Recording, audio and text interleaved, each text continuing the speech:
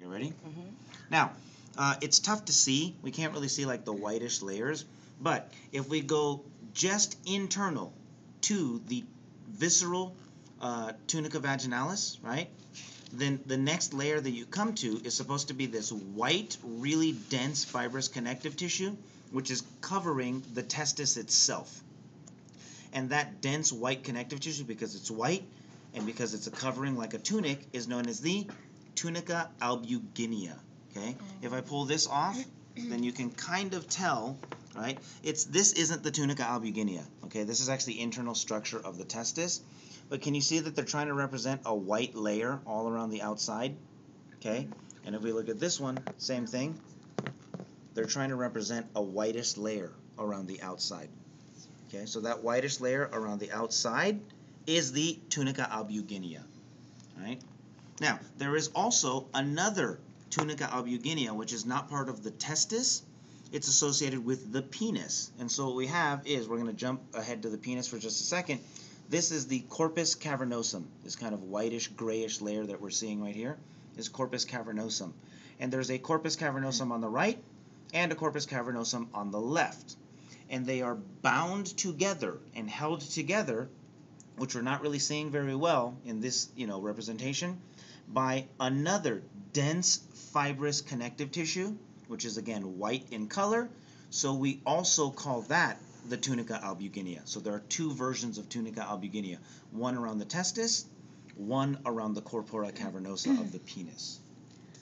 Albumina, like egg, that's the like we have the protein albumina. Yes, exactly. That's exactly right. Right? And that's why it's called albumin, because it's white for its egg whites.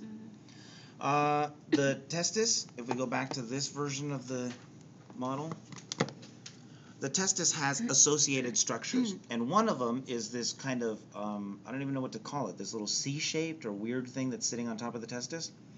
That is the epididymis. And the epididymis has a directionality to it. So right here we're seeing the head of the epididymis.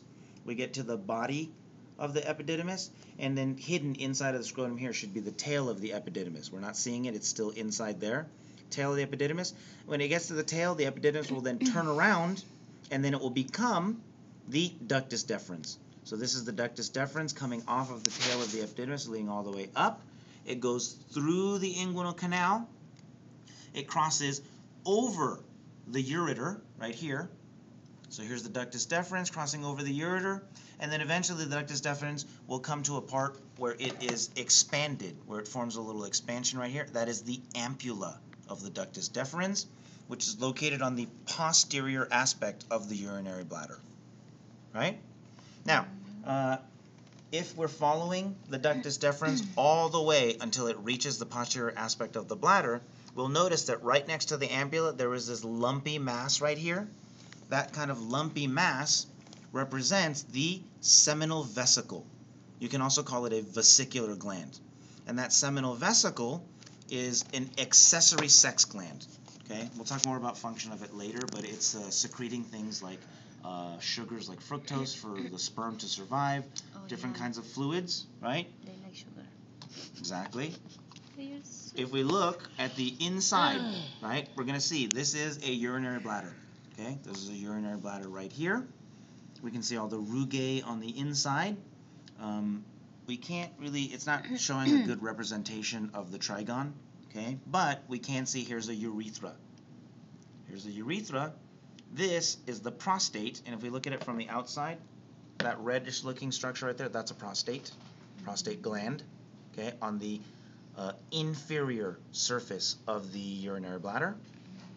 What's most important here, though, is as long as we're following the seminal vesicle and the ductus deferens, here's the urethra draining the urinary bladder, passing through the prostate.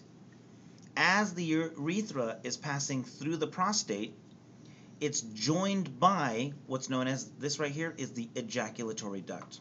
And the ejaculatory duct is formed when the seminal vesicles and the ampulla of the ductus deferens come together and form a single duct on either side. So on the left side and on the right side, you end up having an ejaculatory duct, which drains into the urethra inside of the prostate. Let's see. We're going to jump.